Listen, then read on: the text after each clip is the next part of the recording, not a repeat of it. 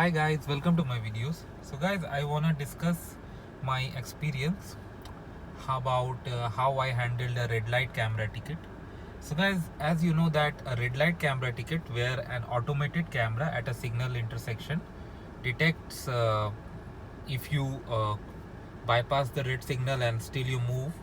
Of course there could be many circumstances, but thing is that when it captures the photo and your number plate, your license plate in other terms. So they also have the image of you crossing the road and your details. So I'm gonna share my experience how I handled it. Now it is up to you if you wanna follow my way or not. First of all, this is not at all a legal advice, and I am not a legal professional. So I'm just gonna share what I did after doing a lot of Google search and how I managed to get through it easily. So this is just my experience. Don't take it as a legal advice. For legal advice, contact the licensed legal advisors for similar matters. So what I did, like after my research, what I found that there has been a very few and rare cases where somebody could fight it at a court or somewhere else and got victory, because basically when they send you the notice, they send you along with the picture, so they have the recording. So what are you gonna say? So what options you have to resolve? First of all, this goes to the owner and it does not impact your driving history, so it will have no impact. This is like a parking ticket, okay? But yes, you should avoid it. And why would you like to pay? So there are few options. First, if you want to come out of it right away, just go ahead, pay the fine I should say. This is online method, anybody can do who knows how to manage through internet. And they also provide some offline method, but during this era of COVID-19 everyone prefers online. Second thing is, like, there is a notice. If you want early resolution, I'm sorry, then you can book a meeting with the prosecutor and then it works. So that is the method I decided, because a lot of people had commented online on various forums, that if you go for that method, you are gonna save some money. So what I did, like I went for the meeting. Then it took a few months for me to get the notice back about a meeting. So because of this COVID-19 pandemic, they were not conducting any in-person meeting. Rather, it was a phone meeting. So they sent me a number and they also sent me a time slot to call on that number. I called on that day and I had to wait around 30 minutes before I could reach the prosecutor.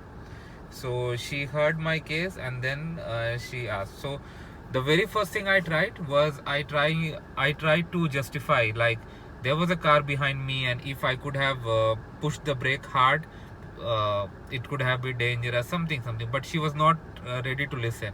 She said, if you want to justify this, then better you go for the court hearing and all. I really did not want it, so I said, okay, then reduce the fine. So it was 350 something, I don't remember the exact number. She said that ultimately you got to pay around 200.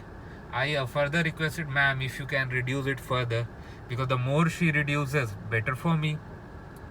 So finally she said no, that is the maximum she can do, and if I want to fight, I can go ahead. I said, okay, I don't want to fight, go ahead. So then again my call was forwarded. I was told not to drop the call. Then it went to the judge. There was also a guy in the conference call, clerk, I would say. So the judge asked me a few questions, like if I'm accepting the conviction. I said yes, because anyway it's not going in my driving history. And then she asked me other questions, like is it is it your independent decision, or somebody is forcing you, something like that. Like basically they just want to know, like, you are pleading guilty means uh, like if you are under someone's force or something. I think it's a regular process. So when I answered all these questions, she again managed to, say, okay, fine, we are reducing it because we have opted for early resolution. So it was around 200 something for me. So they told me I have 15 days to pay. So 3 days later I checked, the fine was reduced on the site and I got it, and I paid the less amount, and I saved the receipt with me, because it's important that you save such receipts so that it does not come back to you. Because if you don't pay, it's gonna go into your vehicle's history, and when you renew your license or something, that is the moment they're gonna find that there's a pending fine against you, and they may add administrative fee if you don't pay on time. So again, as I said, like, I'm not a legal expert. This is just my personal advice, Rest is up to you, and whatever I say should not be considered any legal matter at all. So that is how I managed it, and it got over. So this is what I mean, I found the best way from Google and I used. Rest is up to you. Thanks for watching, guys.